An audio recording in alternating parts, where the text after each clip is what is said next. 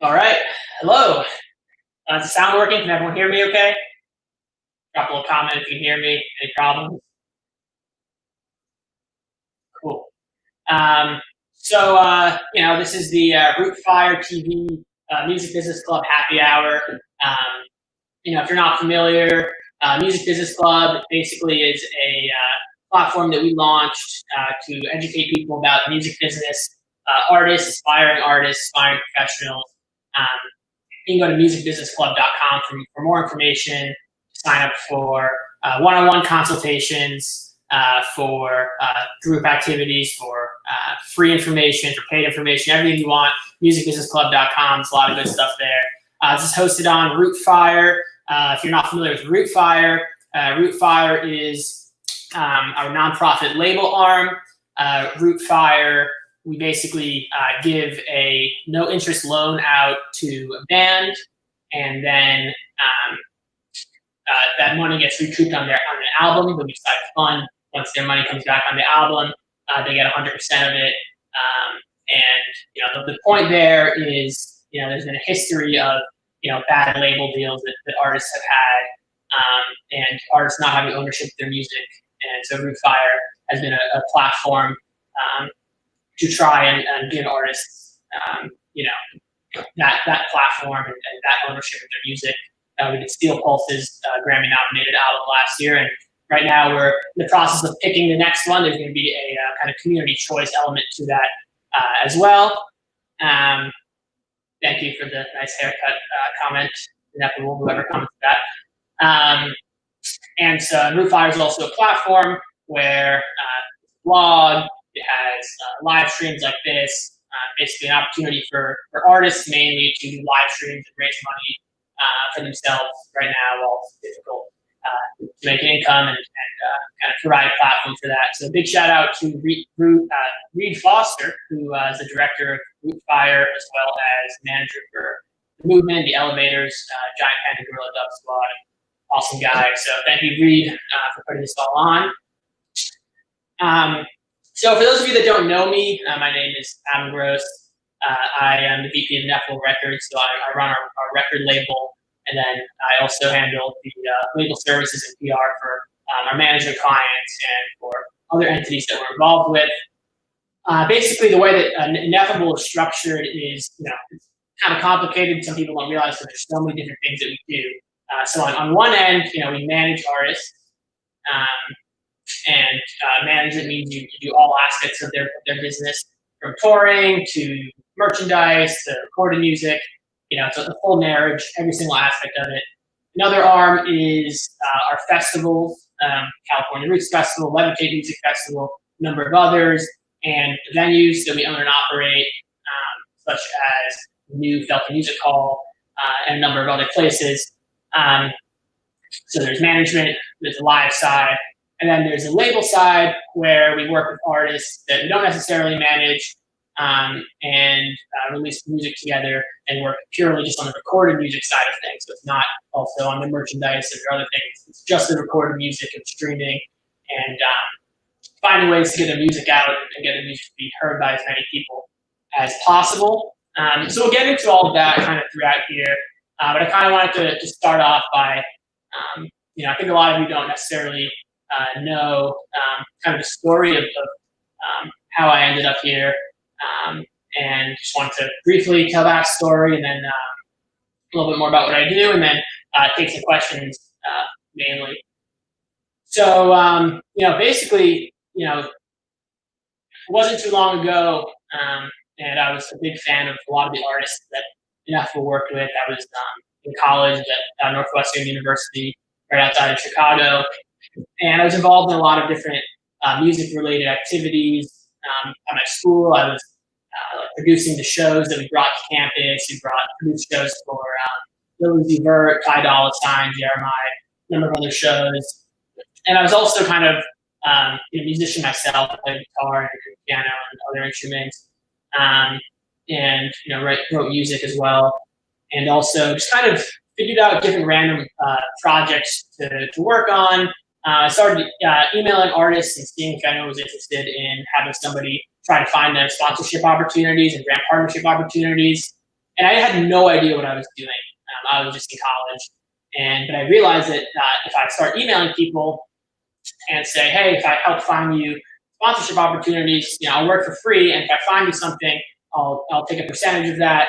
And sure enough, everyone was down for that kind of work. There's no risk. So I started emailing different artists and ended up meeting with a lot of managers in person and getting to go to shows and different things. When in reality, I had absolutely no idea what I was doing at the time. Kind of pivoted from there, and then kind of when I was a senior in college, started emailing Thomas Cousins, who's the president of Ineffable, manages Stick Figure, Trevor Hall, and does a number of other things. And we had a conversation. I had just gone to a stick figure show at the Riviera in Chicago. It was my first stick figure show, and it was very close to sold out. And I was like, oh wow, this is a big thing. Like I didn't realize at the time how big it was, and I just remember that day being like, oh wow, there's something here. There's something here. And I was a fan, and I had just aspirations of being able to work closer with artists that I admired. And so I started talking to Thomas, and Thomas said, look, very different things that you worked on, really interesting, and interesting resume. There's no specific position we're hiring for right now. So I just kept going. I kept sending him emails with different ideas that kind of came to mind about different things we could do. And eventually Thomas said, okay, yes, correction, Adam emailed every person in Nephews email multiple times, says somebody who commented on YouTube. I'm guessing that's Igor who commented that. It's not exactly accurate, maybe 2 or 3 people maximum. But anyway, yes, Igor, I emailed Igor as well. So I started talking, and eventually Thomas was like, all right, Stick Figure has this song coming out. It's called World on Fire. And I want you to do all these different things that you think you could do, to make the song, have as big of a reach as possible. And so I had different ideas about pitching to press and pitching to playlists, and getting into certain outlets, and just once again at the time didn't really know what I was doing, but I had an idea that there was like a line to cross and a way to get it done. So that's what happened. World on Fire, the song came out, and I was very lucky, and it's obviously an amazing song. And Tom said, if this works out, then come out here for 3 months, and we'll see if we should create this new kind of role of the company for somebody that would handle our kind of label services type of thing for our management clients. So, basically, when an artist has new music coming out, what can we do to make that music reach as many people as possible and get as many plays as possible, as many downloads as possible, as many streams? It wasn't a standard thing that management companies had someone doing that. It was more so something that maybe labels and distributors would do for labels. We'll get into the differences between those things in a bit as well. So he said, all right, come out and let's test it out for 3 months and see if we should create this kind of role for you. And that's kind of what happened. I moved out to Oakland, California. I grew up in New York, and I was in school in Chicago. Moved out to Oakland, California. I literally lived in the building that we worked in, For those of you that don't know, we have this big compound in Oakland. It used to be owned by Green Day, who is where they recorded a lot of their big albums. Now we have it with Stick Figure, and we have our offices in the front, and in the back is Stick's studio and Collie's studio, and a couple other studios. So, and there's Thomas, and started talking to Thomas and Matt and Igor and everyone, and they're like, if you want, you can live in the building for a little bit, or so I literally lived there for a little bit. My first week there, Collie was there in the studio every night. I remember him showing song "Show Love" and "Bounce It" and "Bank" when those songs were just kind of getting started, and just kind of immediately being right into the mix.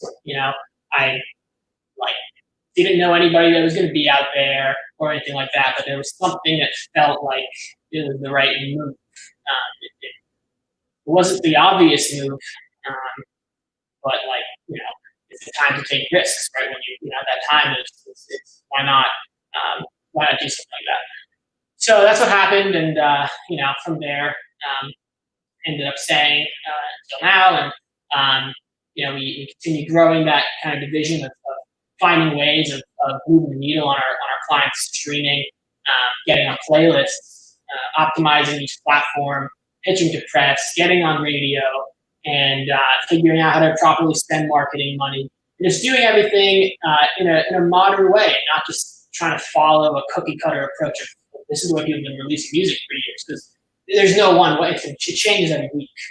There's no way that how if you followed the model of 3 years ago today, you'd be a dinosaur. So we basically that's how that role grew, and from there we realized that we wanted to relaunch kind of the label arm of the company, Ineffable Records. Back in the day, way before my time, when the company was first getting started, there was an Ineffable Records. It was mainly on the hip hop side, Bay Area hip hop scene. But after a while, there wasn't really a label arm of the company. And so based off of what we were doing for our management clients, we decided to launch Ineffable Records. And Ineffable Records, is a way of working with bands that we believed in and saw the music was really good, and that we felt we could really move the needle on their streaming, on their reach. At the end of the day, the goal is for almost every single project to basically, in my opinion at least, have the most streams possible and the biggest reach possible and gain the most amount of fans. So that's kind of the main way that I think, which is, how do we get music out to reach the highest number of people possible? Stick just commented on YouTube, Grossman.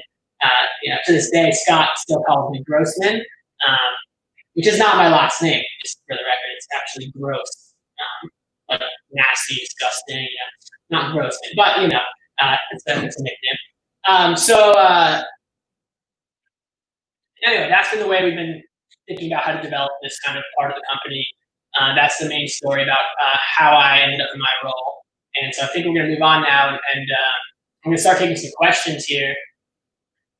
So Rootfire asks, what was the first album you released in your role at Ineffable? Wow, that's a good question. I believe there were two first albums. One was K-Bong's solo album, and the other was the Elevators Rootfire album. Before the Elevators were managed by Reed, the Elevators were released via Rootfire, under that arm. So yeah, we're going to start taking questions. Anything about how to grow an audience, my story, streaming strategy for our artists, how to grow a fan base, anything like that.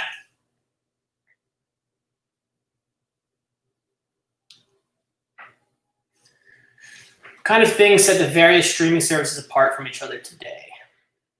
Soft App Music, Pandora, etc. That's a good question. They're all similar and they're all very different. So Spotify, one thing that Spotify is really good at is it gives you all the front end streaming numbers, right? So you can look up how many monthly listeners somebody has. You can look up, how many streams each song has, and it because of that, bands push it, right? Because they want those numbers to be high. There's one thing is on the front end is seeing those numbers. Spotify also has a really great back end system with Spotify for Artists, and you can really see where a lot of the plays are coming from in terms of playlisting, and the listener playlist side and the algorithmic playlist side is super strong there. Apple Music, especially in our world, in our scene, is big shout out to Jason over at Apple, who curates all reggae there. Apple is a really great platform because you can go every single week, for the reggae stuff, especially in for other genres. You go to that genre's page, and they'll give you the new releases, give you hot tracks, they'll give you here's new music, and they'll really curate and do a really good job of giving that placement if it fits their vibe. Pandora is arguably the #1 discovery platform. Pandora is absolutely amazing at finding a way to drive discovery. And they also are really good with data and having stuff on the back end and ways of boosting songs and seeing how songs are performing and where they're performing. Diego over there has done a really great job of, people think that Pandora is this completely algorithmic platform where it just keeps going and going and going. You start Cali Reggae Radio, you start whatever, Kanye West Radio, and just starts playing songs that are similar to it. And that's true to some extent. But in reality, it's also highly, highly curated. And these curators who have a pulse on what's going on have the ability to say, let's get this song playing, super high up on this channel. So if someone starts the station, it's going to go to that channel. And when the curator does that, it drives a crazy amount of discovery. And all of a sudden, people start hitting thumbs up, or they start hitting thumbs down, and they're like, oh shit, this does not work on this playlist. It's not work on this channel. Let's get it out of here. And so it's this combination of algorithmic learning and machine learning and a human having a pulse on what's going on. Because if you have a new song coming out on Pandora, there's no way of having data on how the song performs and thus knowing how to place it and allow it to get thumbed up, thumbed down, because it's a new song. What else do we have here? Aside from the label bands, what other music do you like? That's a good question. I obviously love the bands that we work with, and it's definitely some of my favorite music, my favorite genre of music. I really am into like Tame Impala right now, anything with like that kind of like ambient influence to it as well. Some singer-songwriter stuff. Kind of all over the place. Let's see. What up, Adam? I heard almost all the Ineffable Music Group artists on Pandora early on in my discovery of reggae, says Jerry Elkins. Big shout out, Big Jerry. For those of you who don't know who Big Jerry is, Jerry Elkins, who just commented that on Facebook. Big Jerry is a super fan, super Cali Buds fan. He's been on stage at Cali Roots, at a ton of shows, going up there singing the third verse of Blind to You. And it's fans like Jerry that really that are so important for an artist's sustainability. He's going to go and buy the tickets right away. He's going to go and buy the merch. He's going to spread the word. It's really those fans, the cult fan base that are so crucial. So big shout out to Big Jerry. To answer your question, which was that a lot of the Ineffable artists are on Pandora. Yeah, I mean, again, it's an amazing discovery platform, and it's the type of thing where you build trust with people over time on all the different platforms. If you start to send people all this music that you don't think they're going to like, they're not going to build any trust with you. But if you're careful about which curators at which different platforms you're sending new music to, then you can develop a trust when something goes really well. They trust that, okay, Adam at Ineffable, he sends me stuff that tends to do well in this genre, or he doesn't send me stuff that does well, so I shouldn't really trust when he says, I think this song is going to do really well. And Pandora being that discovery platform and understanding that is a big shout out to that. So big shout out to Pandora. We love Pandora. How was your personal experience with the cultivation of Cali Roots Rhythm experience, with the cultivation of Cali Roots Rhythm, and can you imagine future rhythm projects? So for those of you that don't know, the Cali Roots Rhythm is a project that dropped on Friday. Big shout out to Cali Buds and Johnny Cosmic, who produced that. Rhythm compilations have been a part of reggae music for decades, where essentially you take an instrumental, a beat, what's called a rhythm, and you send it to a bunch of artists, and a bunch of artists will come back and do different songs all over that same exact instrumental. So it's kind of a really cool way of leveling the playing field and seeing what different people can do. And so with Cali Roots Rhythm, it was just this idea, that I thought that we needed to do something in the U.S. scene to get everyone more familiar with this idea of rhythm compilations and create a project that would be able to promote music from Jamaica, from Italy, from France, from Germany, from the US. We literally had artists from all over the world on there that dropped on Friday. We did a single a week leading up to it, to its release on May 22nd. How was my personal experience with that project? It was one of the cool things that I feel like I've ever worked on in my life. Just seeing what everyone did and everyone came back with, and the songs were just so good. And then when each song was done, Johnny Cosmic took each song and gave it its own special production and made each song sound like just absolutely amazing. And it was so cool to see these 21 artists around the world all sharing the project, all pushing the project, no egos, right? If 21 artists around the world are all sharing the same album, they're creating discovery for each other. So an artist in Italy is pushing an artist in Jamaica, pushing an artist in Hawaii, pushing an artist in California, pushing an artist in Boston. It's all coming together. So I definitely imagine feature written projects and the Cali Roots Rhythm or an iteration of that would be a yearly thing. And I also can tell you, we are definitely working on a number of similar kind of compilations with the goal of bridging the gap and combining artists from all around the world. Thank you for that question. See, Jay Shrub says on Facebook, best strategy for an artist to get considered / chosen for a feature rhythm compilation. That's a good question, Jay.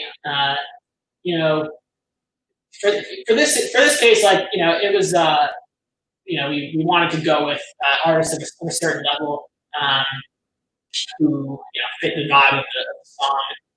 Anything's possible. What's really cool about this album, if there's anyone out there, you go to the last song on the Cali Roots Rhythm, it's just an instrumental, it's just the rhythm. So take the song, record your song over it, post it on YouTube. Totally cool with us. No one's gonna take it down. Download the instrumental. You can buy it on iTunes. You can stream it on Spotify, wherever you want. Download it, put your song on it, post it on YouTube, and let's hear it. There's nothing stopping anybody. So that's so cool about rhythms and about putting out the instrumentals that you have the opportunity to put it out and see how people respond. Can someone explain the difference between Ineffable and Rootfire? LOL, says the Magic Man 182 on YouTube. Magic Man 182.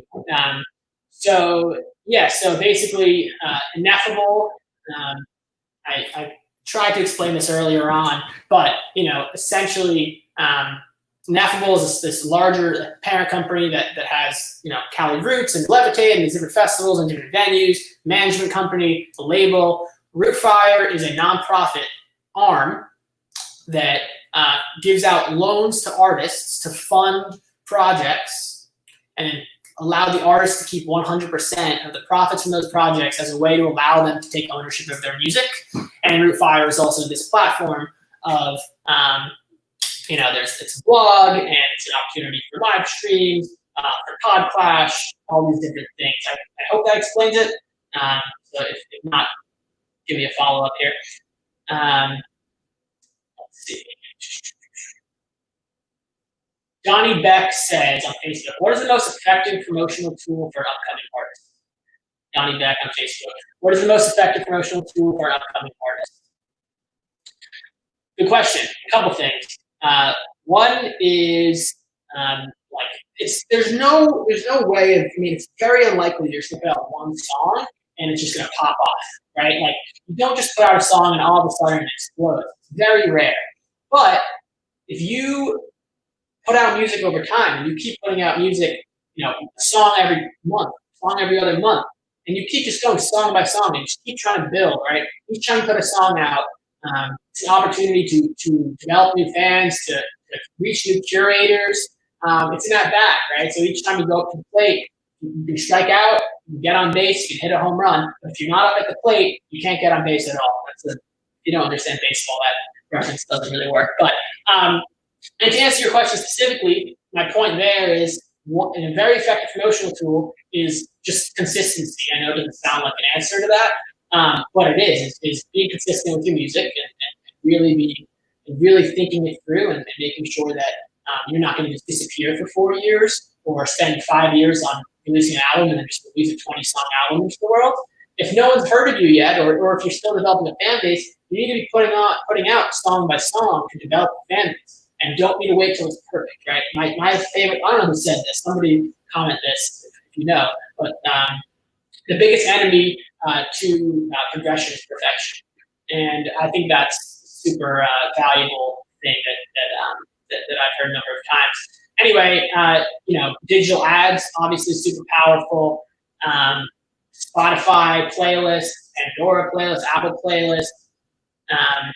For upcoming artists, blogs and that kind of stuff are cool. It doesn't really lead to as much actual discovery on the blog side, but it's cool to have a look and something to say. But finding your target audience and trying to get onto playlists and trying to get onto shows and trying to get onto support slots, play for free. Learn whoever books the shows at your local venue and keep bugging them, but in a way that makes sense, right? That you've proven that you can sell 5 tickets, you can sell 10 tickets, you can sell 15 tickets, and just kind of use that if that answers the question.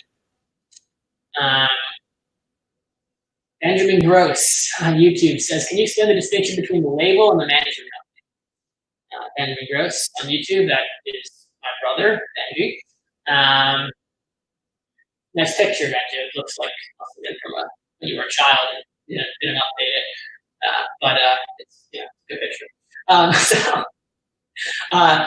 So for us, the distinction between Ineffable, our management company, and Ineffable, our label, is Ineffable, our management company, is what I would say. We do every aspect of the artist's career, right? So we are involved in their merchandise, in their live music, in their recorded music, their streaming, and sponsorship opportunities, day to day, all aspects, and you get a commission on everything. The label is a different situation.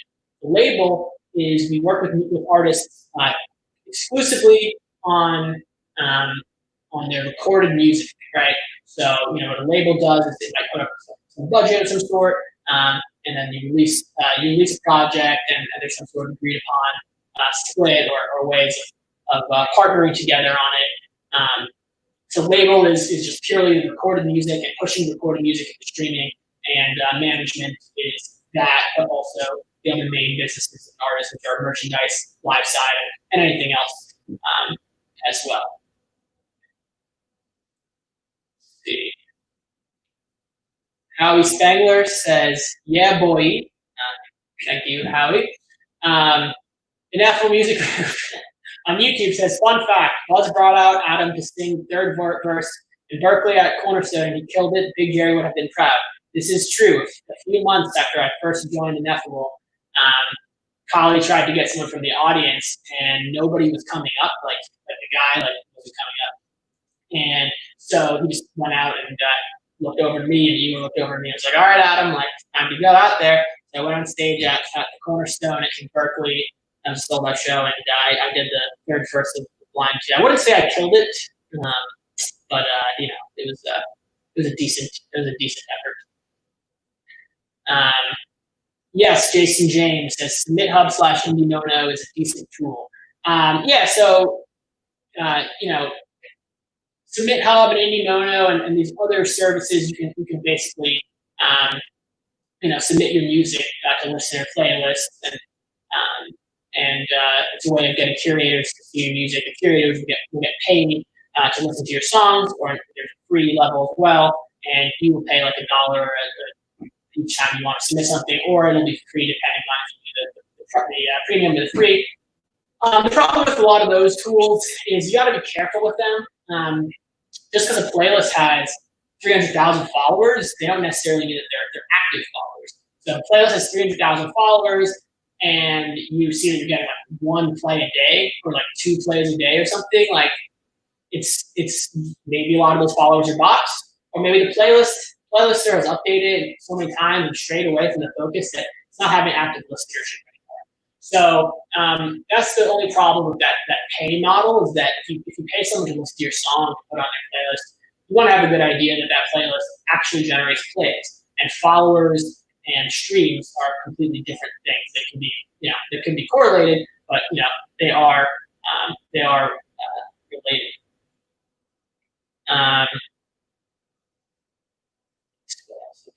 Ballyhoo says, explain the importance of pre-save and streams over iTunes pre-order and download. Good question. Sometimes people ask if they should buy a song, buy an album, or if they should stream it. Should they pre-order it on iTunes, or should they pre-save it? The answer is, if you want to do what's best for the artist, do both. Pre-order it and pay for it and download it, and then after you've done that, start streaming it and just stream it only, right? That doesn't really make sense to do that as a consumer, but if that's what your number one goal is, supporting the artist, that's what you would do. I'm a big fan and proponent of streaming.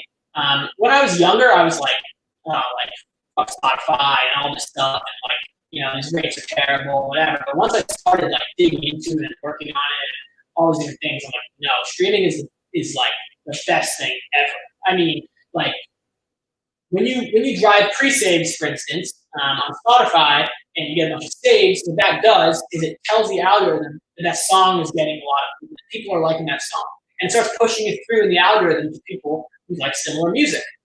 It tells playlist curators this song is popular, and all of a sudden you have this discovery process, and the discovery process and the consumption process are the same thing.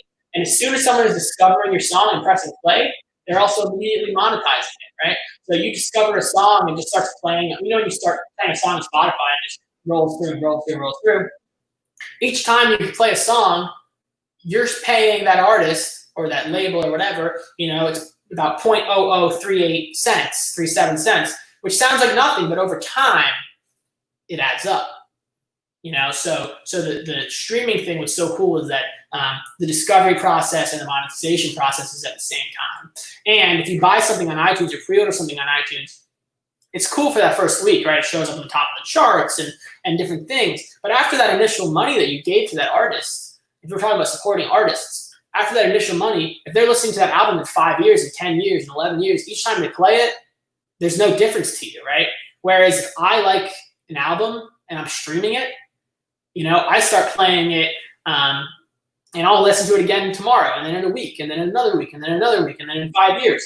And that album that you put out 5 years ago, you're still monetizing it every single month. And that catalog and building that catalog is so valuable, because if you can say, if you're an artist and you can say, I make X amount of dollars a month from my streaming catalog, it's an asset, right? It's like owning a house almost, right? You can say there's this passive income that's going to come in every month, right? X amount of money is going to come in this month, next month. I have receipts to prove it. You can get loans against that. You can basically use that as collateral in different ways, and really make the right, touring decisions. If you're monetizing your catalog, you can say, I'm going to do this tour and lose money because it's going to help grow my career because I'm making money off my catalog.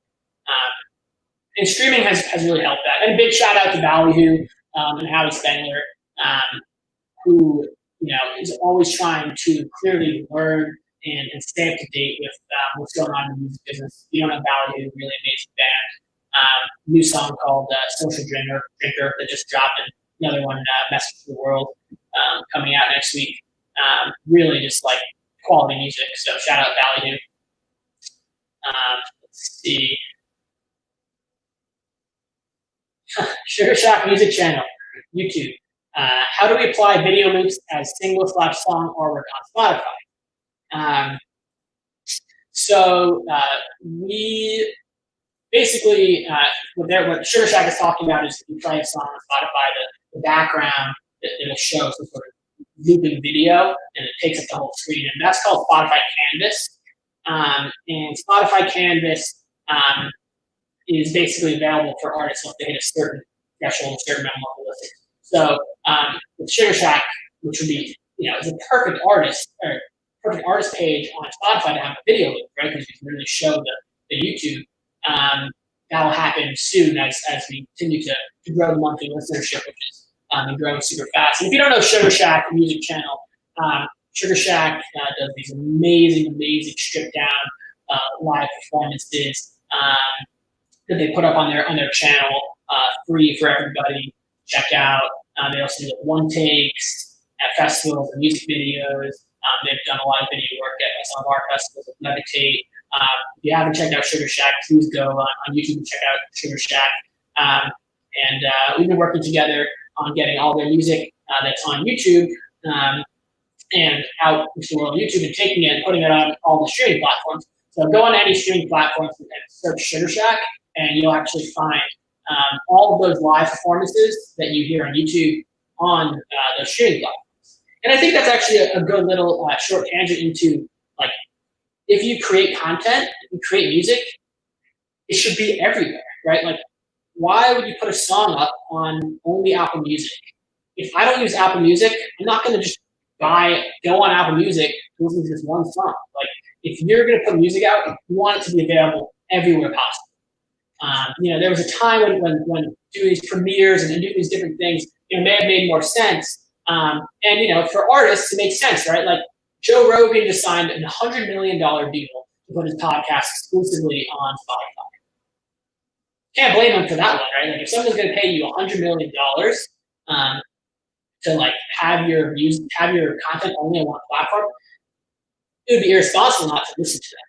But unless someone's going to go that route, you push every single platform. You learn every single platform. You learn how to optimize every single platform.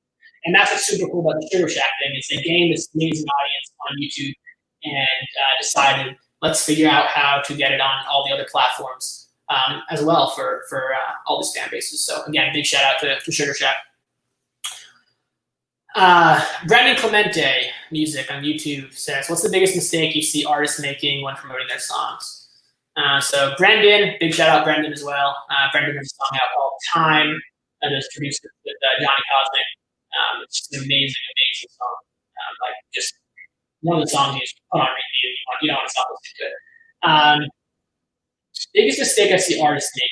It depends on the type of artist. One thing is someone will spend like 3 years working on something, right? Like, okay, this song, we've been working on it for 3 years, or like, we had it for 2 months and we stopped working on it for 4 months and we came back to it, spent all this time on it and created this amazing piece of art, and then they're like, it's finished. Okay, can we put it out tomorrow? I'm gonna start sending it around and do this and that's. Like, no, do not, please. You spent all this time on the creation process. The marketing process needs to have the same amount of time spent on it. Because the idea that if some music is amazing, it's going to be heard, I don't personally think that's true. Like, there's some amazing music, amazing artists. I mean, there's nothing that upsets me more than when I see a song go up on all the different platforms and I listen to it and like, this song is a banger. Like, this song should have millions of streams and it has like 1,000 streams. And I'm like, this just wasn't pushed properly, or maybe it was rushed out. So I'd say the biggest mistake I see artists making is not spending the time thinking about the promotion that they spent on the creation process. The Magic Man 182 on YouTube says, one follow-up: how can Rootfire provide loans for free that seems to be too good to be true? It is too good to be true. I mean, there's no secret sauce there. The way that it works is that we know Rootfire knows what project is funding, and that it's going to be a project that Rootfire and everyone believes in. And know that loan is going to come back because we know that this project is amazing. And the reason that we did it is because we've seen so many instances of artists getting screwed by labels. Way back before my time with Ineffable, back in the day, Collie Buds was signed to Sony, and Come Around, which was a massive tune, around the world, like, broke out of this, it wasn't just like this reggae song, it was huge. Fun fact, Adam's favorite beverage in the entire world is water, says Igor. He put out this album with Sony, like, Come Around, big hit in the hip hop world, the reggae world, everywhere, Flying to You, all this stuff. And to this day, Sony, like, no need to call out any specific labels or anything. But to this day, he hasn't. He's made significantly more income from his independent records than he has from that, even though it was massive success, significantly more. And so, from seeing that model and being on the management side and wanting and believing that a rising tide truly does lift all boats, we want to encourage artists to, to be independent And there's no upside. It's just the right thing. It's the right thing to do. And we've seen so many artists get screwed and get on the management side of it. So there's no secret sauce. There's no secret there. That's just how it is. Aaron on YouTube says, "We all do all this without even drinking coffee." True, I've never had a cup of coffee in my life. Thomas and Igor always joke that if I had a cup of coffee, I would explode because no one needs to see what happened. If I had a cup of coffee, it would be, I think, too much. So yes, Adam does this. His favorite beverage in the entire world is water. Who said that?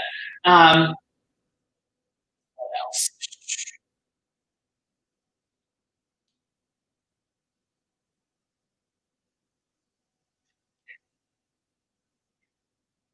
Yeah, and as Ineffable said too, it's a very selective process. Only a few records per year. But it's all within this general model, which is that we are giving out. We're believers in giving out information and doing the right thing, and I think that everyone benefits from that model instead of the model that might end up with people with bad taste in their mouth after a split relationship.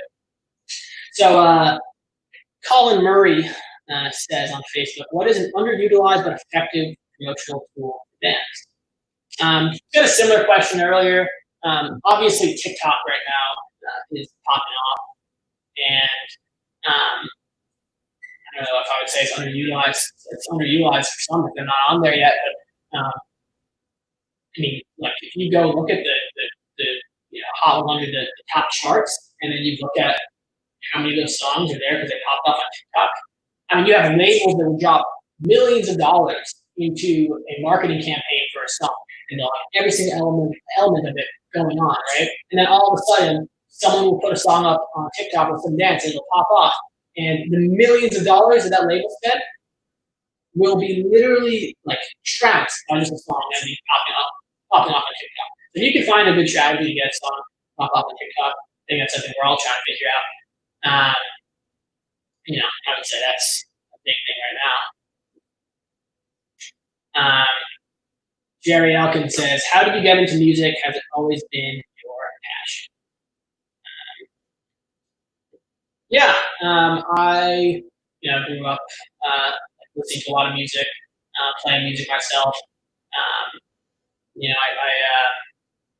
played in some bands in high school. I wasn't always sure I wanted to work in the music business, but by the time I was, towards the end of college, I kind of realized it was what I wanted to do, and just kind of had this belief that if you just follow your passion, then it'll work out. Even if people say there's this long road in the music business, and it's difficult to make a lot of money and all these other things. If you really just follow your passion and believe in it, then I think it'll work out. Matt Bailey says there are a set number of singles that artists should release during an album campaign. More/less the better. What should artists look/listen to in for choosing their singles? That's a good question. There's not a set number, it's ideally you don't want to have more than half of your songs released as singles. If you're pushing towards an album, you want to keep your fan base that full-length album. If you don't have a core fan base yet, then it's not really as much about building up towards that album. It's about, as I said earlier, those at-bats. So in general, I would say the more the better, but you also want to make sure that if you have a core group of fans who've been waiting for an album for a long time, that those people are also being kept happy. Because again, those are the most important fans possible. Is that core group of people that are going to support you no matter what. And if you release 8 singles and then you release a 12-song album, that core will probably be disappointed. I think that's the stick-figure Roll on Fire album really. I think it struck that balance perfectly well, where there was a bunch of singles, but then there were some of the best songs left, and significantly more than half the songs left on the album itself, including the first song on the album, "Once in a Lifetime," which many people think is maybe the best song on there, or is their favorite, most complex. crazy story on that song. Scott Stick worked on that song. There was the first edition of it. He deleted it and started it all over again because he didn't think it was good enough. And then he did it again, deleted it, started it all over again. It's got hundreds and hundreds of hours in that song once in a lifetime. And he put the demos up on SoundCloud, the original demo. And when you hear that, and you're like, how the hell did someone decide this was not good enough? It's actually mind blowing. Scott's just an insanely talented producer. So yeah, that was the question. Now the elevators say, question for you. What do you think Spotify will look like in 5 years and its influence in the industry? That's a good question. A big shout out to the elevators who also have an EP dropping tonight at 12 a.m. Eastern Time, 9 p.m. Pacific Time.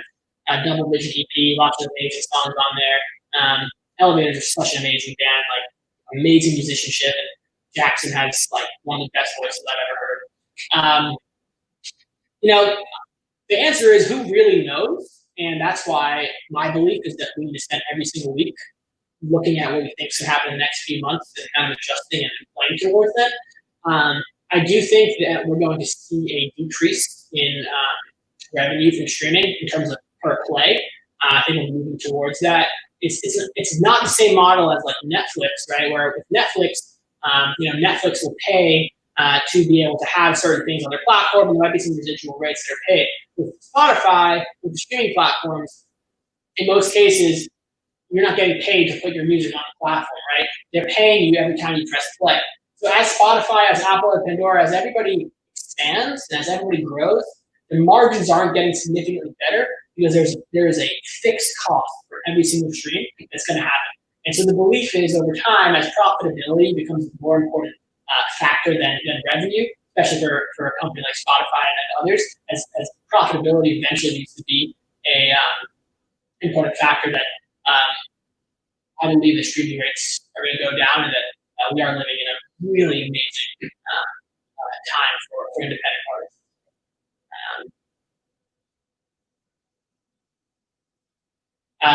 Dev the Dude 7 says, like how all the hustlers are up on this, any suggestions on the best way to step past promoting my ass off for over 30 bands and actually label?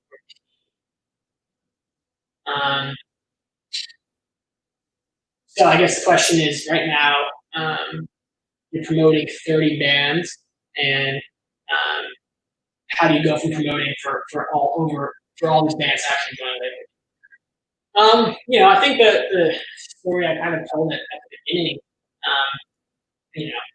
anybody that's a way you can do things is just prove value, and especially in the music industry, everybody wants to be a lot of people want to work in the music industry. And if you think about it as a linear path, first I do this for 2 years, then I do this for 1 year, then I do this for 1 year, and I do that. If you look at people who end up being really successful in the music business, it's rare that it's a linear path. And instead, it's about proving value to people. So if you want to join a management team or a label, what are they getting from you that they can't get from someone else? And how are you reaching out to them? Are you going to email them? And in your email that you write to them, what's the subject line, right? Are they going to open your email if the subject line is my bands are awesome, exclamation point? Probably not, because a lot of people are emailing that. But if you have something specific, right? If you have something specific that you think is unique about your band, it's something that you've done differently, and you put that in the subject line that gets someone to want to open it. What time do you send that email? Are you sending that email Sunday night? Probably gonna get lost in the inbox. Are you sending it at a more time that makes sense? And then once you figured that out, what's your pitch look like? Is it 20 paragraphs? No one's gonna read it. Is it a couple paragraphs at the point in the beginning? People are probably gonna read it. So I think it has to do with proving value to people and figuring out a way of communicating the value that you can contribute to people in a way that is conducive to the medium by which you're communicating. If that answers the question.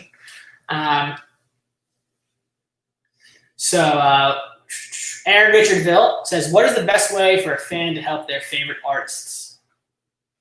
Aaron Richardville is one of the top members of Stick Figure Family, which if you're not part of Stick Figure Family, it's a Facebook group of around 30,000 people now, which are the core hardcore stick figure fans that ride or die. And Aaron is like Big Jerry, one of the examples of somebody who's really, really important for any artist. So big shout out to Aaron for all your support and massive fan of stick figure. I mean, the way that you're doing it, these Facebook groups and creating this audience that makes people want to be a part of the team, right? Like, it makes people want to feel like they want to help promote you as well. That's what stick figure family is. It's this place where everyone is in there together, and like someone's having a bad day and they post, "Oh, I can't believe this happened." And hundreds of people are like, "We love you," blah blah blah, right? And everyone has a shared goal of pushing stick figure together. And that online kind of community, especially now, is super valuable. The best way is to help favorite artists. In addition to that, buying tickets, streaming their music, buying merchandise, downloading the music too. Again, like if I had to prefer between streaming and download, I would say streaming because there's longevity to it. As I said earlier, like if you buy something today and you stream it tomorrow and stream it a year, they're only monetizing it once. You keep streaming it and streaming and streaming it and saving it. Make a playlist of all your favorite artists' songs, or actually go to type in Ineffable 2020 on Spotify, and if you press play on repeat, that's a great way to help your favorite artists. Help the stream numbers go up. Every time a song comes out, save the song on whatever platform you use. If you're on Pandora, thumbs up the song. Give it a full song completion, right? If the song is listened to all the way through on Pandora, it helps tell Pandora that the song is super popular. Comment on everything that they do on social media, like everything they do on social media, share it. Spread the word of mouth. So anyway, big shout out to Aaron. He's already doing all these things. Let's see. Magic Man 182 says, "You got any insights on other albums coming out this summer? Now that the Elevator isn't enough, I'm sure it's going to be fire." Chili pepper emoji. There's a ton of amazing music coming out this summer. Just thinking about the next few weeks, Ballyhoo, Bumpin' Uglies have an album, Elevators EP, Rise Roots. There's just so many good albums coming out. And I know of others as well that are not announced yet, that I'm not going to, I don't want to ruin for anybody. And a ton of amazing singles too. It's actually currently the best time. This past Saturday was the best streaming day in the history of our genre. By far. This past Saturday was the best streaming day that I've ever seen. I went through every single artist's analytics on the back end, and it was the best day we've ever had. And that's because it's been growing over time. That's because of the word of mouth thing. That's because the genre has that cult fan base that helps it really grow. That's because there are more outlets that are now realizing that it's popping off. So it's getting playlisted more. And because it's the summer, right? So music streams most in the summer. July 4th, historically for our music, has been the top stream day of the year. And Christmas has been the worst stream day of the year. I mean, it's like the amount of plays on July 4th versus Christmas is like there's a huge difference. And December is the worst month of the year. July is the best. And then between December and July, it goes up. From July to December, it goes up. So we're right in that sweet spot right now. Like anything this is the best time. I mean, I don't want to like date myself, but I think it's currently this period of time, the next month, this past month, is like, especially in the kind of music we work with, I think overall is like the best month ever to release music. And when people start going outside more, during the summertime in general, people are listening to more music. They're on the beach. There's so much music coming out and so many albums and singles. Elevators say that the Ineffable 2020 playlist on Spotify is fire. Yeah, so again, search Ineffable 2020 on Spotify, follow that Spotify on the playlist, it play. Music for Life says, "Thanks for sharing so much great information with us, Adam. It's so refreshing that y'all are so open." Thank you, Music for Life. It's just this idea that if we're helping grow this music overall, that over time it's going to help everybody, and there's no competition in it, right? It's like music is supposed to not be about that. It's supposed to be about reaching as many people with it and bringing something positive to people's lives, especially now. Let's see.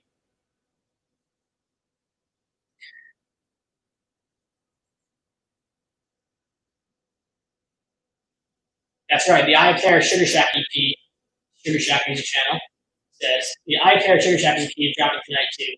That is true, and that includes Stars, which is one of I Care's biggest songs that is just being dropped on YouTube. It wasn't there before. That version of Sugar Shack, so go check that one out. That song, the Stars at Sugar Shack, will actually be playing this weekend on Sirius XM and Joint on our show, Cali News Radio too. 5. The Rise Root says, what do you think holds more value in terms of bang for buck for artists, LP or EP? That's a great question. So for those of you that don't know, LP, full-length album, EPs is shorter, 5 tracks, 4 tracks. EPs, make sense sometimes. And if someone's going to do an EP, I recommend forgetting what I said about not doing too many singles and doing a ton of singles, like the Elevators EP that's coming out is doing, right? It's 3 singles and then 2 more songs coming out. Because in general, if you don't do it that way, EPs kind of tend to get lost, right? So the platforms aren't really designed necessarily to be pushing EPs. So like whether on Apple or Spotify or Pandora or anywhere else, like it just like doesn't show up at the top of your page, like it gets hidden. So, my belief is that, doing a bunch of singles that lead into a full length is the best model right now. But, it's like, that might be different in 2 months, that might be different in 3 months. And also there's no one size fit all. But it's just the idea that you want to have as many opportunities to create your fans with the singles, and you also want to, feed your core fans something full length. Adam, any personal dream artists you'd love to collaborate on a project with? It's a good question. Yeah, I mean, even with like the Cali News Radio compilation, like we got 21 songs back, but there were a number of artists that we sent that project to also that we didn't get songs back from. I'm hopeful that some of them will want to be on in the future after they've seen the project's success. And but in terms of any dream artists I'd like to collaborate a project with, I'm a huge fan of Chronix, and everything that Chronix is doing right now, I think his voice is ridiculous. I think his production is ridiculous. Definitely want to work on something with Chronix as soon as possible.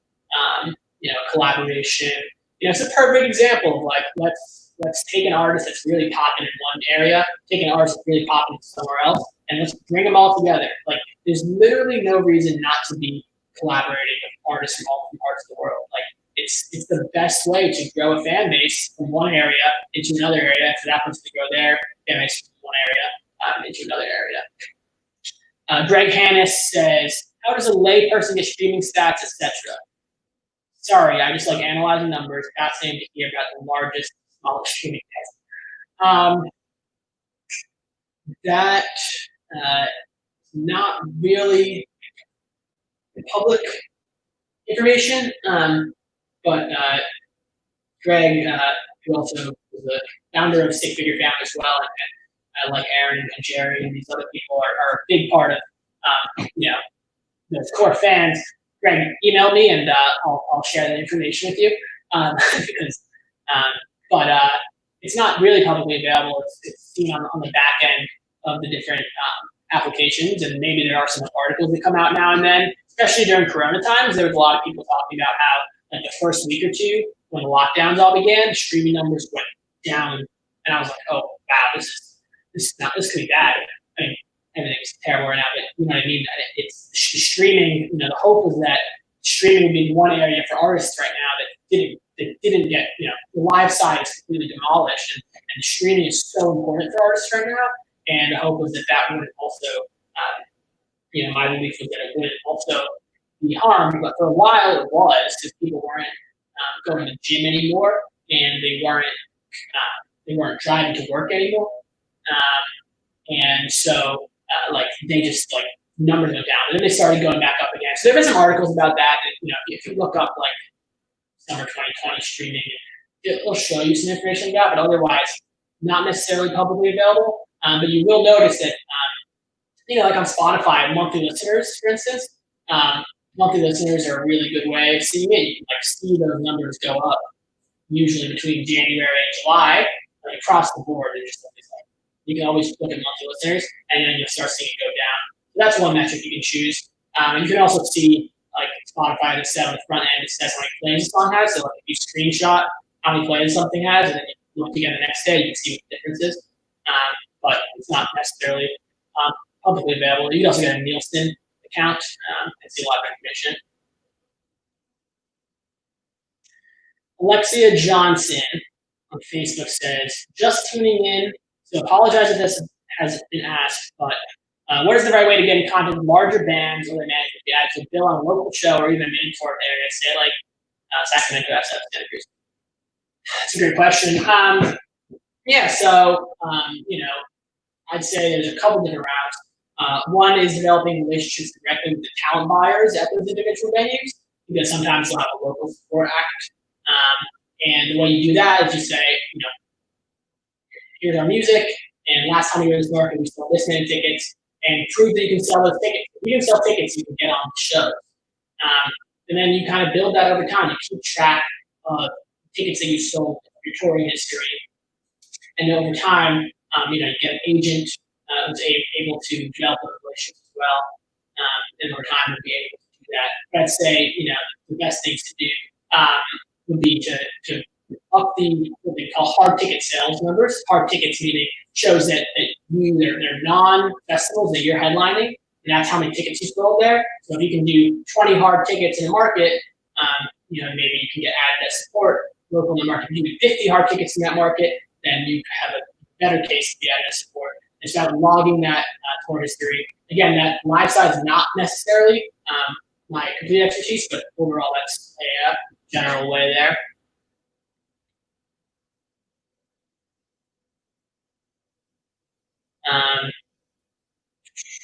I get the importance of streaming, but do you have a record player? I do have a record player. I think it's still super cool, especially if you're like brain is all over the place like me. It's like allows you to press play and then just like forget about it and actually keep playing it versus listen to a song and you press next and you press next and you press next and all of a sudden 30 minutes have gone by and you just spend all this time choosing your songs and just locking into a playlist or anything. And there's still value, in my opinion, for sure, of listening to a vinyl start to finish and listening to an album in full the way that an artist may have designed it to be heard. So, yes. Vicky Griffin says, bless my artist in Africa, the freedom fighter Allison Staley. We are doing launches out right now and are trying to get it out to the world. That's great. I guess everybody, you can see Vicky Griffith's post here. Go check out that artist. You know, the goal there is you know, don't just, if it's finished today, don't just put out the whole album tomorrow. Do a number of singles, you know, do a single every month, every 2 months, have a full campaign for each single. If you can make a music video for it, make a music video for it, right? If you have a song with a music video, it's going to do way better on YouTube than a song that doesn't have a music video. I mean, it's significantly better.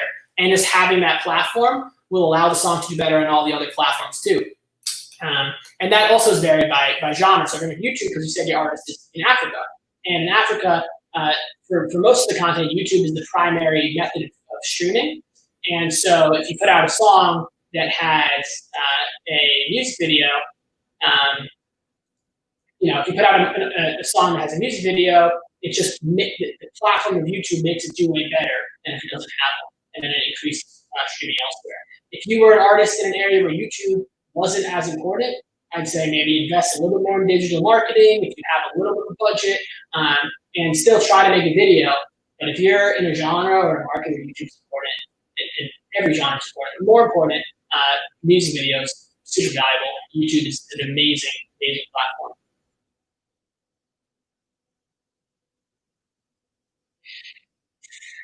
Abel Cooper says, how are you dealing with your daily 2:30 appointments now that we are in quarantine? that's a reference to what we like to call a dad joke in the office. Let's see.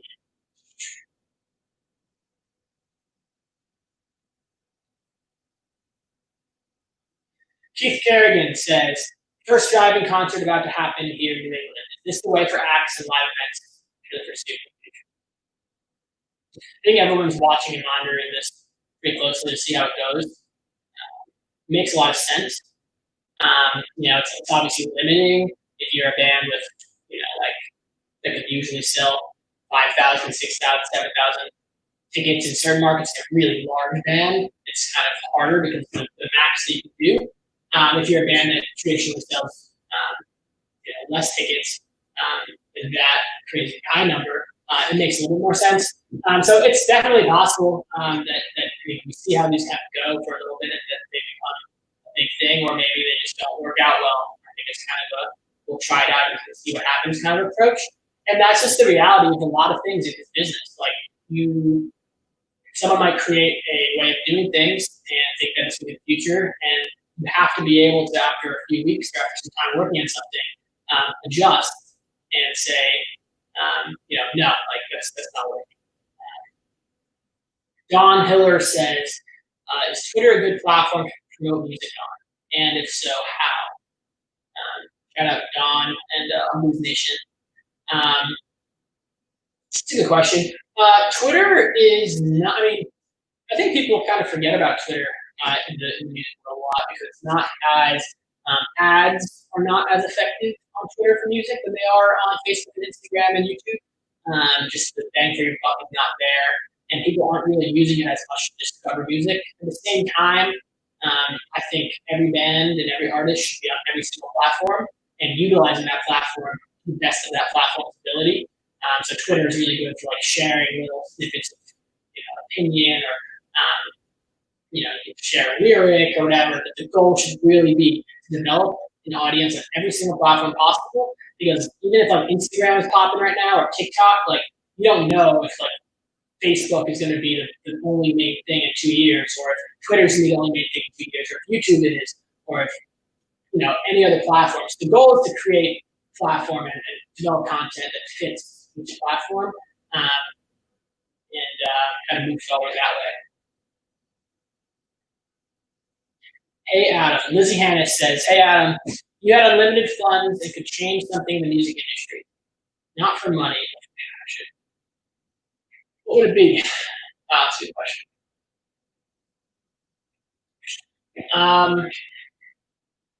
I would say getting a couple things. One would be, and also shout out Lizzie, also one of the founders of Stick Figure Family. I would say, one thing that's really difficult for bands from other countries coming to the US is like it's super expensive to go and tour in different parts of the world. So if there was unlimited funds to be able to allow bands to just come into a country and tour and not have to worry about losing all their savings, I think that would be one thing. Just because like it's just at the end of the day, it's like American bands have a big advantage over bands from other countries in the United States because they don't have to worry about visas, about flights, about if you pay like something like 30% taxes if you're a band not from the U.S. playing in the U.S. It's a really difficult process.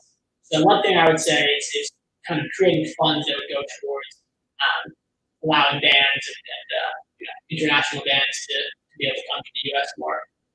The other thing would be trying to fund a bunch of albums and singles. For passion, I would try to like create the most crazy like random collaborations between artists of different genres. And if there's unlimited funds, you can pay somebody to be on a song and somebody else to be on a song. You can like create some crazy song with like all these artists that wouldn't normally like fit together. So I think that would be the answer to that.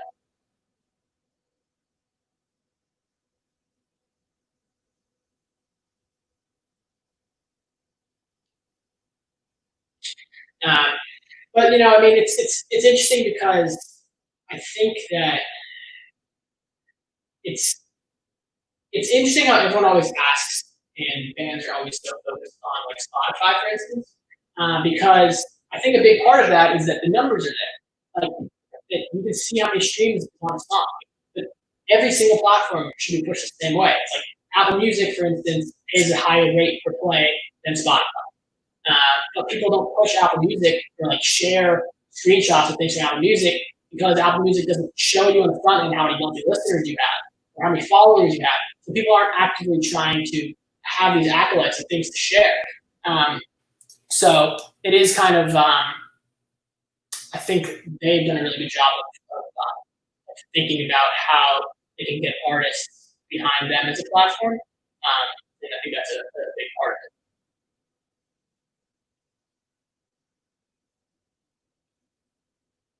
Let's see what else is there. Scroll up a little bit.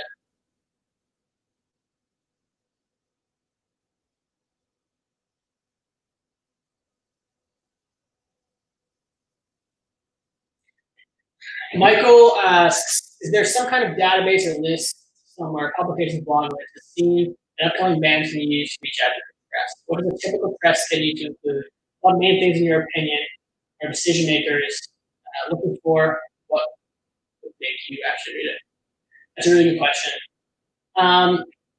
There's, I think a lot of people have their own internal lists. There's not just like an overall list or database related to this scene. That I know of as like a publicly available tool. But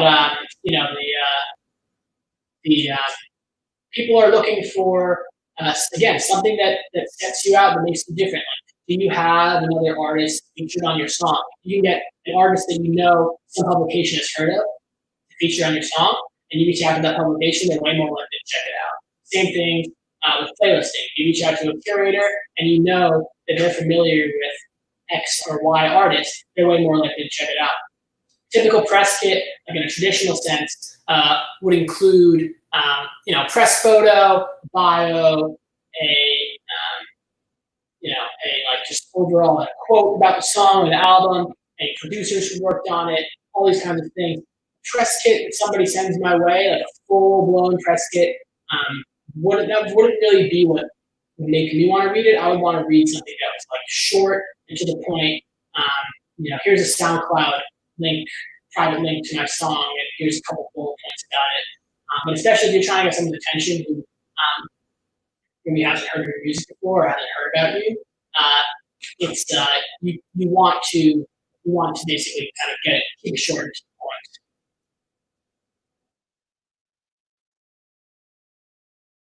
point.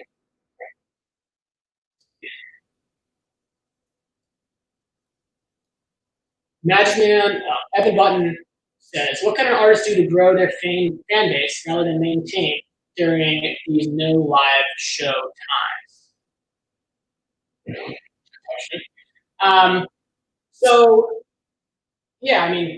The same idea with the streaming thing we're talking about. You want to put out, if people are putting out music every month, every other month during this quarantine, each time they're putting out a song, they're creating another opportunity for discovery and another opportunity to grow their fan base.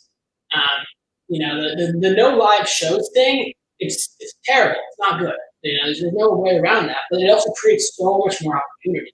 I've seen more like collaborations that like oftentimes would never happen during this time than I've ever seen before. I mean, the artists that are featured on other artists' songs that you're going to see over the next few months, it's going to be insane. So just being really creative. Like, here's this song I've been working on for a while, but you know what?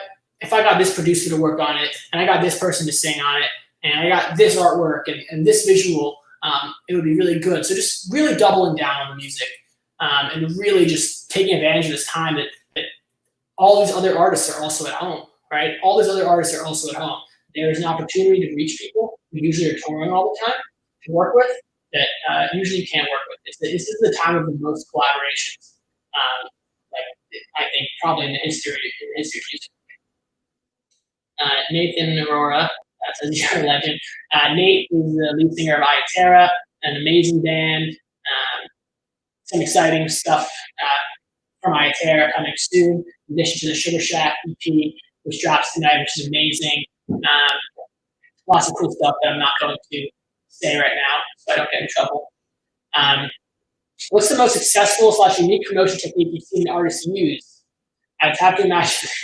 So for those of you that don't know, when Kali dropped his album, we were at Kali Roots last year, and kind of stemmed from a conversation between Igor and Kali. And Kali was like, we need to get pizzas for everybody. So we got like at least 750 pizzas and essentially like passed them out into the crowd. And people just started passing back pizzas. It was one of the craziest things ever because, you know, the people in the front didn't just like take the pizza box and start eating it. They like kept passing it back, you know, which is like really cool to see. And I think emblematic of what the Cali Roots Festival is about, where people were down to share their pizza. Because someone just put a pizza in front of you, like a lot of people would just eat it and not pass it back. I think that maybe, maybe at different events at Cali Roots, that was really cool and a good way of bringing attention to celebrate his album. The golden tickets was a really cool idea for the Stick Figure Roll on Fire album. The golden ticket idea was the grandchild of Thomas Cousins, who is Ineffable president and Stick's manager.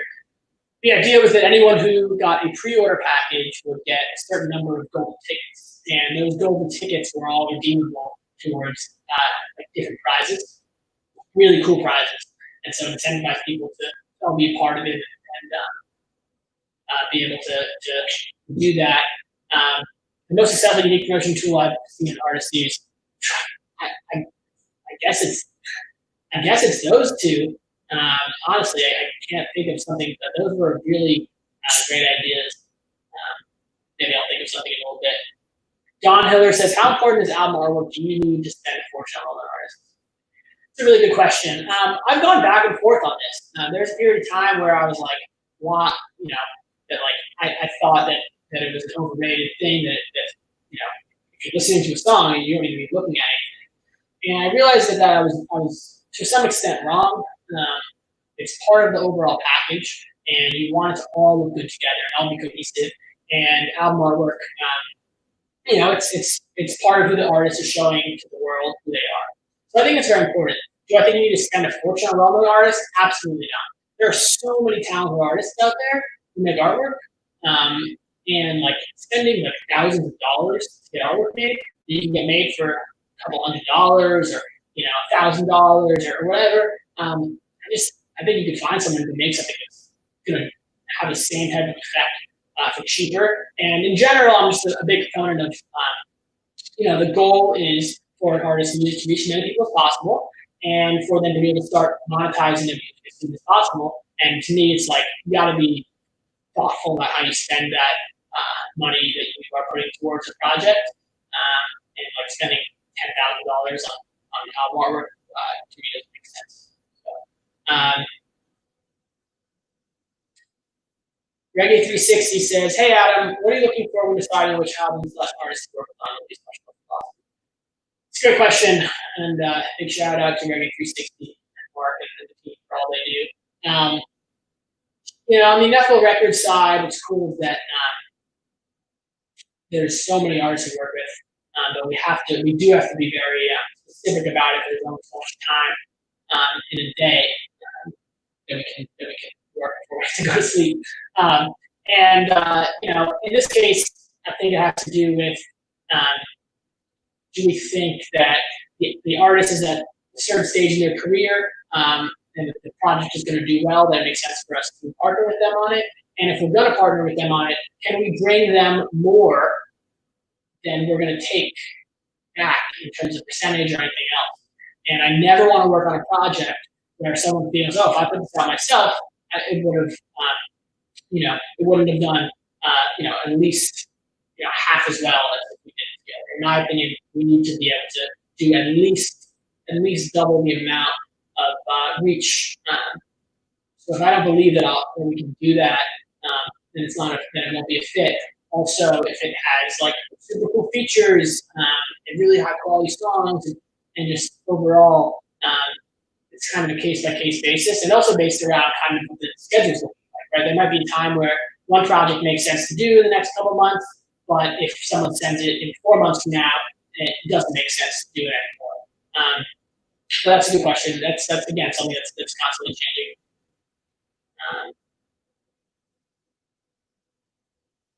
Magic Man 182 says, "Can you give a ballpark percentage of your artist revenue making shows?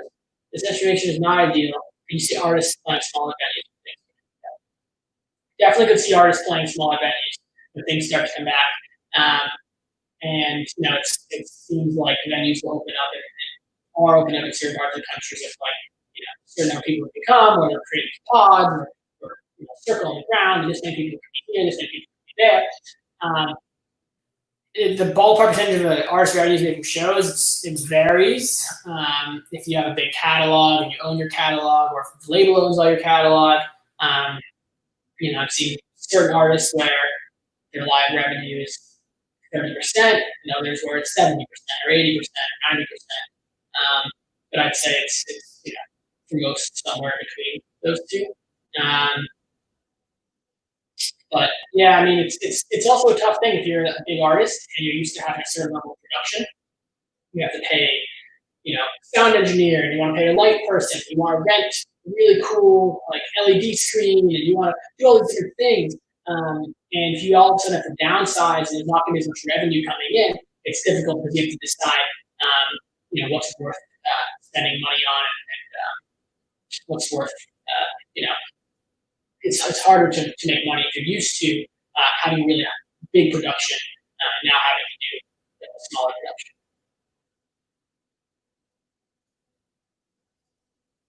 Big production. Okay. It actually turns out that a lot of the live comments are not showing up on my thing, so I just opened it up on YouTube and now seeing more. So Natalie Rise is an amazing artist as well.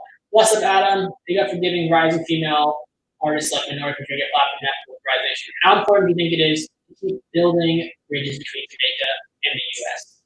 That's a great question, and the answer is it's incredibly important, and it's, in my opinion, one of the things that I'm focusing on most right now. I think a lot of the lack of collaborations and things going on between artists in Jamaica and the U.S. is like a networking type thing, right? Like everyone has these individual networks, people they interact with, and if you're in different parts of the world, they might not connect in that way. And if you have, once we start really actively reaching out to people and trying to bring people together, we can really, I think, build those bridges. And Natalie is an artist who's definitely focused on doing that. And we've been trying to do that for a number of different things. Cali Roots as a festival has always thought it was very important to bring in a lot of Jamaican acts that maybe some of the people in the Cali scene don't know. Also, Cali Roots Radio is the whole goal of Cali Roots Radio, which we launched on Sirius XM The Joint. Big shout out to Pat McKay and everyone over there. The whole goal of that show was to bring on Eric Rachmani, the singer of Revolution, and Dan Sheehan, to get the whole U.S. audience to tune into the joint, and then play a combination of music coming from the U.S. and then also the music coming from Jamaica and music coming from all over the world, and using that platform to expose people to all the different music. Same thing with Cali Roots Rhythm. So it's just that is an ongoing process and something we are spending a lot of time thinking about. Trying to work on more label projects in the Ineffable Records side. With artists from Jamaica. We have this amazing song coming out next Friday from Gramps Morgan, who is one of the lead singers of three-time Grammy-winning band Morgan Heritage. And it's it's stunning. He recorded it right after his uncle passed away from Corona. And it's such an honor to work on that with him. We're also working on putting out an album with Turbulence, an amazing Jamaican artist as well, and a number of others. And in beginning to work with these different people, when you start these relationships, it allows different artists from other parts of the world to see what we can do and see that there's a different model. I mean, the problem is also with labels is that a lot of artists from Jamaica have been taken advantage of by labels for years. And because of that, there's a distrust of the labels. and this is just reality. And so, in working with these different artists and doing what I believe is a more equitable model, we move towards making sure that most labels pay their artists twice a year. We move that towards monthly payments, and trying to be as transparent as possible. That once more artists see that model, that we'll be able to continue working with more and more artists from Jamaica and the Caribbean, and really bridging that gap. So big shout out, Natalie.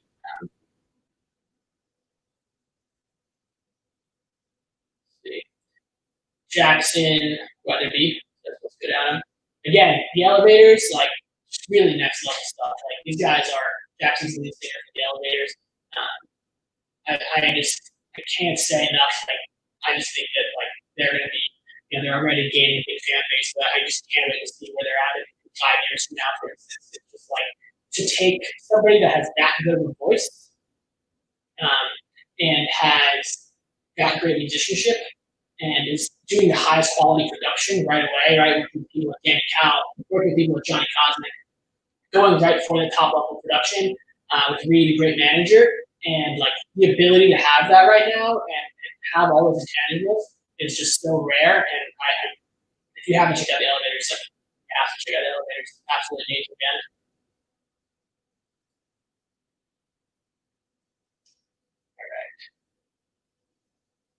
William Butler Sr. says, I know this isn't your fault.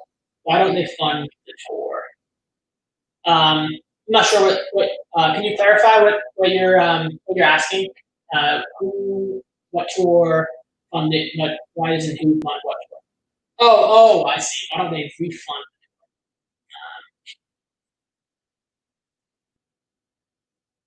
I'm not sure what tour you're referring to.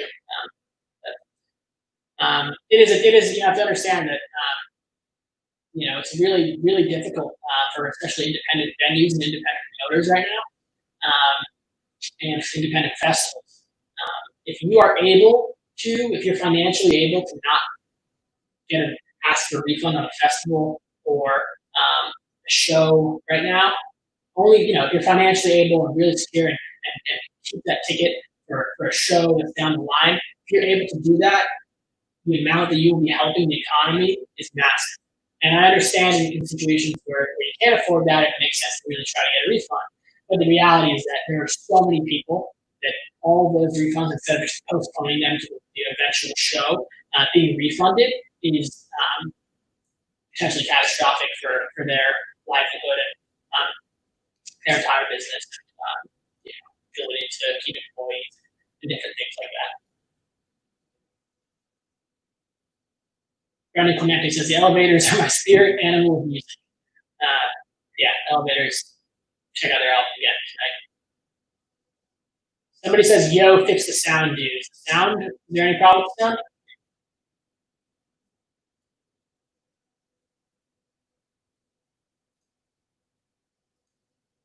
All right, let's see. Let's take a few more questions and then we'll wrap this up. I think that what's really important is that sounds fine from my end. Okay, Keith Carrigan says, "Do you think acts will explore European markets more in the future after the success of the Stick show?" Great question. Yes. Again, with Stick, Stick had gone to Europe a couple times, played with Raging Fire and other bands, opened for them, and they went out and did a tour with Dublin and did some headliner shows in London and Amsterdam and other markets. Stick's music really, has organically grown and reached so many people, and there's something about it that's like addictive almost. I do think bands will continue to do that. The problem is that it's incredibly expensive, and it's really hard to do that. In the case of Stick, like Scott's put out so much music, and can be able to make a decision to go tour Europe. Even if it's super expensive, because it's going to be the best long-term decision for him, because he's put out so much music that he's monetizing and streaming, whereas other artists, who a label might own all of their music or aren't monetizing it in the same way, it's difficult because it's a really big investment.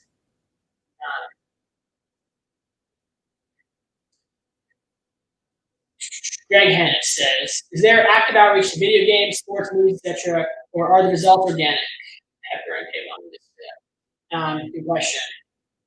The world of video games, movies, and what's called sync placements it's difficult. Everyone wants to get their song on a movie or a TV show, and there's a couple different ways that it works. You can sign up with an exclusive library whose job it is to pitch your music, and anything that gets placed, they have to be taking a cut on it, but no one else can pitch anything. So if anyone else plans something, they have to be in on it. Sometimes it makes sense if they have a lot of influence. Other times it's just like, well, then like, what if someone else finds something? It's not really necessarily fair, but it's a really difficult process. There are ways of kind of being a little more hyper-targeted about it. Like you've seen a TV show and you notice it's the genre of music that was playing, or they're really into this. So you looked up, something I spend a lot of time doing is looking up who different curators are, and then learning about them, and then thinking about how I outreach them based off of that, right? If I know that a curator, is really into something, then I'll send them that. If I don't know they're into it, I'm not going to just keep sending them things because then they're just going to start ignoring me. In the case of Trevor and K-Bomb on Wrong Missy and Stick on the EA baseball game, it's a combination of all those factors, and also in certain cases, like maybe there's some sort of connection that exists. There's no one size fits all. Daniel Brockman says, what's your biggest tip you could give me to getting in the music industry, working, helping artists open and close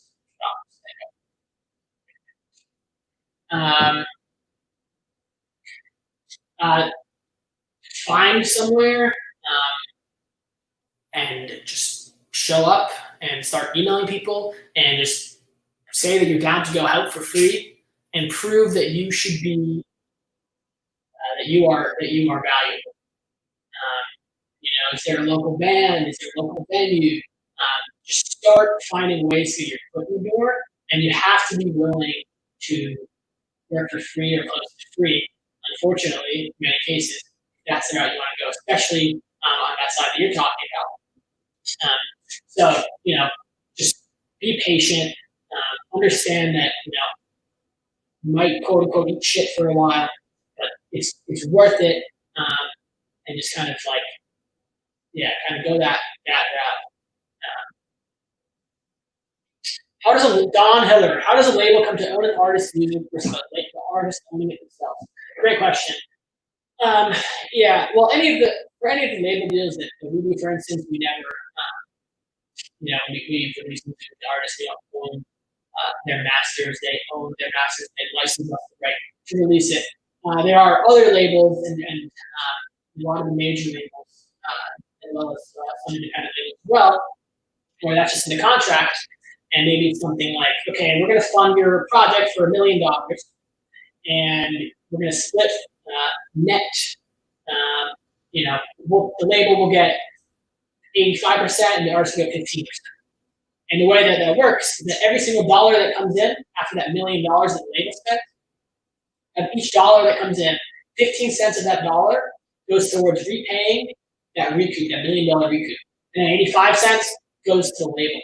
Right? So literally in that case, you have to, 6 or 7 times over recoup that $1 million investment before the artist actually starts getting paid on it. It's a ridiculous model that is completely unfair to artists. In some cases, it's worth it if it's going to really pop you off. In certain genres, it's worth it. In other genres, it's not worth it. If it's in pop, EDM in certain cases, hip hop in certain cases. It's a lot harder than rock and alternative and jam and reggae, where the label, I don't think, can move the needle as much, major labels. And just giving up, 85% of your music forever, and then them claiming that it's not recouping for a number of years is just insane.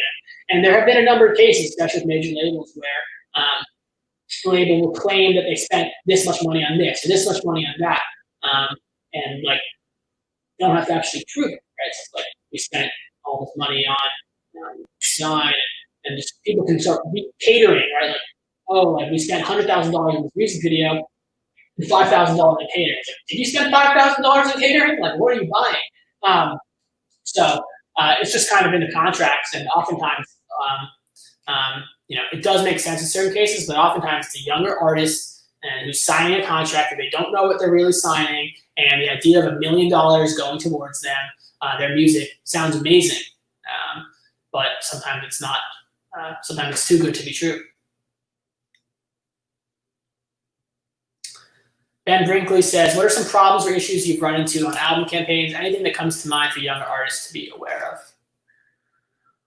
That's a good question. Yeah, I'd say like it's kind of like just, especially during this Corona time, like we don't really know.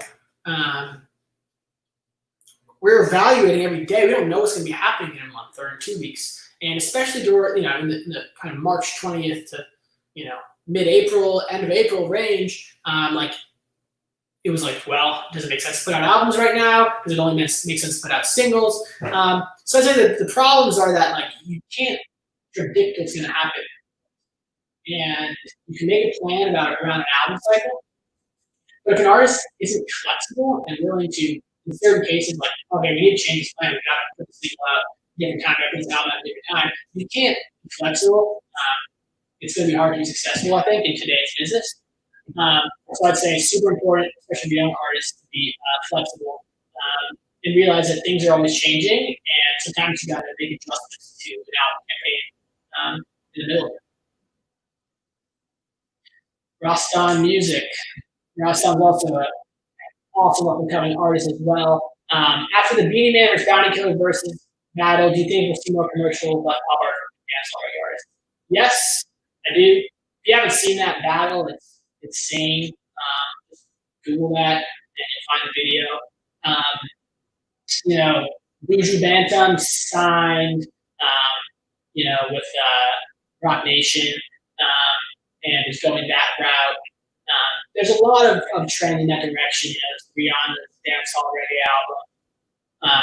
We're definitely seeing it. Obviously, dancehall music has had a huge influence on pop music, Drake's music, and Justin Bieber's music, and all these different people's music. And I think that a lot of those artists who are influenced by that music are actually big fans of the original music itself as well.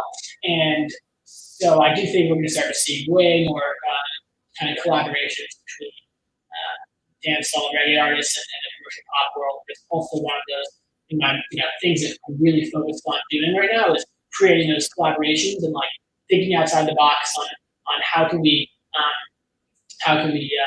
double, triple, quadruple fan base just by kind of taking two artists in different worlds whose sound is similar, whose fan bases like each other's music, and bring them together on a song. It's a great question.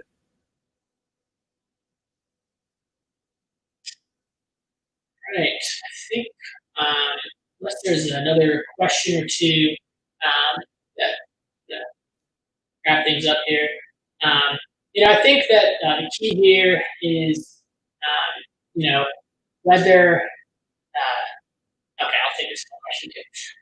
Keith Kerrigan says, returning to the topic you spoke of already, bigger acts on smaller venues and knock-on effect smaller acts will be just as bad as now. What advice would you give to them? Bigger acts on smaller venues. Right. It's you gotta find ways to stretch every penny. Whether that means just sleeping in the van or really grinding the merch out, like literally doing every little thing possible. That if the margins are slimmer, what can we do?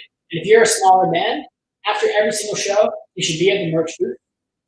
You should be selling stuff. You should be talking to fans. You should be signing things. You should be taking pictures. You should really, every single show, be doing that. And you can, just by doing that, you can increase revenue significantly.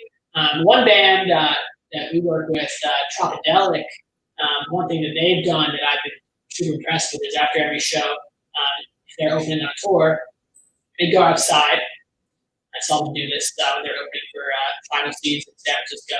You go outside, and the whole band hands out these little like cards that say they dropped down on Facebook, like Instagram, like everything, and also they have these like CDs they hand out, and they hand out these cards to every single person that walks out of the venue.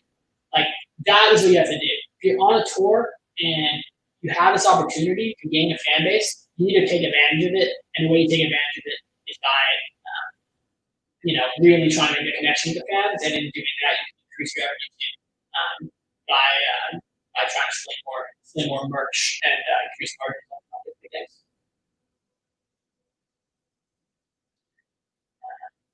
Daniel Brockman said, "How do you start working for Ineffable?" I told this story at the beginning, so I don't want to repeat it. But I think as soon as the video ends, you can just like get back to the beginning and it'll retell that story. So anyway, yeah, this has been a lot of fun. And if anyone has more questions, feel free to DM me on Instagram or email me, or take my Instagram handle below on YouTube. And if you have further questions, you want to chat, or have music you want to share, always feel free to reach out. Again, be thoughtful if you're an inspiring artist and how you're sending it out. This would be a good test case to talk about some of the things that we discussed earlier. Are you just going to reach out to somebody and say, here's 20 songs? Or are you going to say, here's one song I think you really like?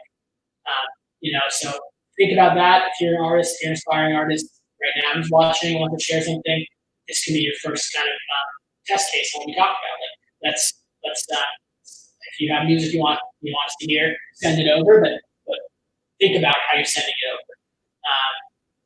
And I'll tell you my thoughts on both music and on the approach of how you pitched it. And I think that's what's really important. And it sounds intuitive, but it's not always intuitive. And you need to think about, if you're pitching something to someone and you want someone to check out your music, that what's in it for that person too. Not in the case of me presenting me, but in general, what are you going to do for that person, right? Is it just, hey, my music is awesome, check it out? Is there something that you can be doing that creates value for them? So I want to end on that note. Thank you guys all so much for tuning in. Big shout out to Rootfire, to Reed, to Ineffable, to all the artists who have been watching as well, to Kyle Ahern, just tuned in as well. Shout out Kyle and Johnny over there. And everybody, really appreciate everyone tuning in. Yeah, feel free to ask some questions. And hopefully we do this again. All right, thank you.